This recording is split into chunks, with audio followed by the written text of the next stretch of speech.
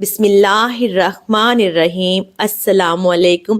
ہمارے پیارے نبی حضرت محمد مصطفیٰ صلی اللہ علیہ وآلہ وسلم پر لاکھوں کروڑوں درود و سلام۔ دوستو، آج 11 رمضان المبارک بدھ کے دن کو عرش اعظم پر لکھی ہوئی تسبیح پڑھنے سے 7 آسمانوں اور زمین کا رزق آپ کے قدموں میں آ جائے گا۔ ماہ رمضان کا مہینہ جو کہ عظمت اور برکت کے ساتھ جاری و ساری ہے، آج رمضان المبارک کا 11واں روزہ اور بدھ کا دن ہے۔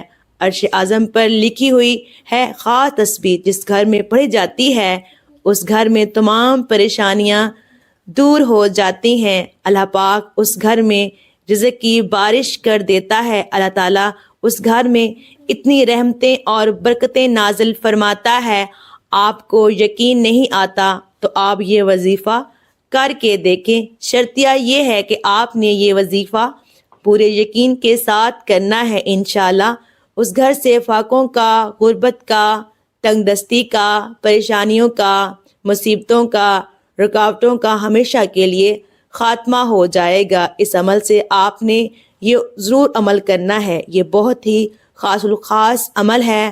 محترم ناظرین، ماہ رمضان کا مہینہ ہر کسی کے لیے برکت بن کر، رحمت بن کر آتا ہے۔ رمضان کا مہینہ شروع ہوتے ہی شیطان کو جکڑ دیا جاتا ہے، جنت کے دروازوں کو کھول دیا جاتا ہے اور رمضان کے مہینے میں ہر گھر میں خوشیاں، رحمتیں، برکتیں آ جاتی ہیں۔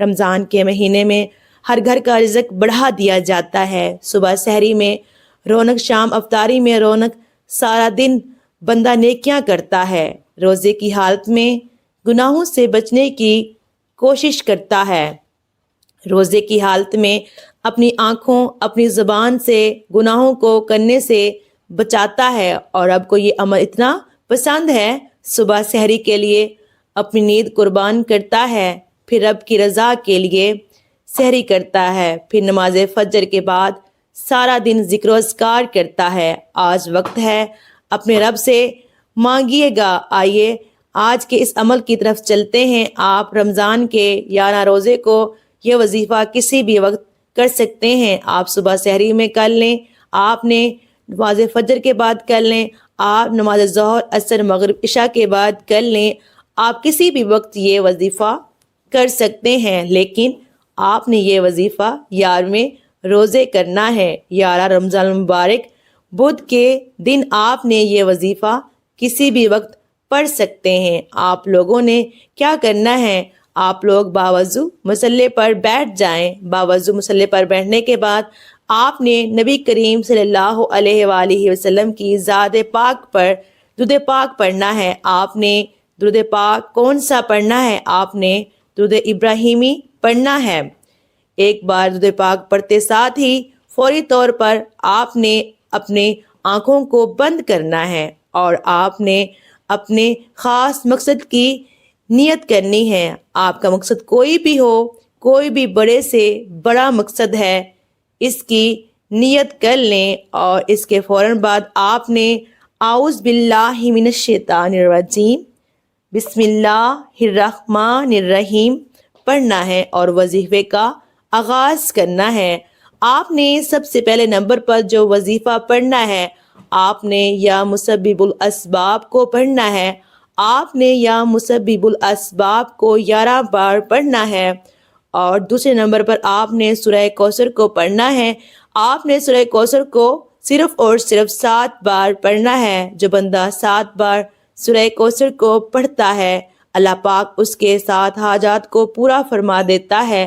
اللہ والو، آپ کی زندگی میں کوئی ایسی حاجات ہوں جو پورا ہونے کا نام نہیں لے رہی ہیں، تو آپ یہ وظیفہ بتائے گئے طریقے اور ترتیب کے مطابق کر لیں، انشاءاللہ آپ کی تمام حاجات پوری ہوں گی۔ اور اس کے بعد تیسرے نمبر پر آپ نے جو وظیفہ پڑھنا ہے وہ ایک تسبیح ہے۔ اس کے بعد عرش اعظم پر لکھی ہوئی یہ تسبیح، یہ کلمات آپ لوگوں نے پڑھنے ہیں۔ سبحان اللہ و بحمدہ، سبحان اللہ العظیم۔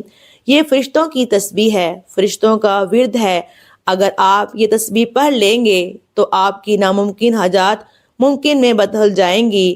آپ لوگوں نے 11 رمضان المبارک کو سبحان اللہ و بحمدہ سبحان اللہ العظیم کو صرف اور صرف 41 بار پڑھنا ہے، اور آپ نے سب سے آخر میں یا ربنا یا سلام کو پڑھنا ہے۔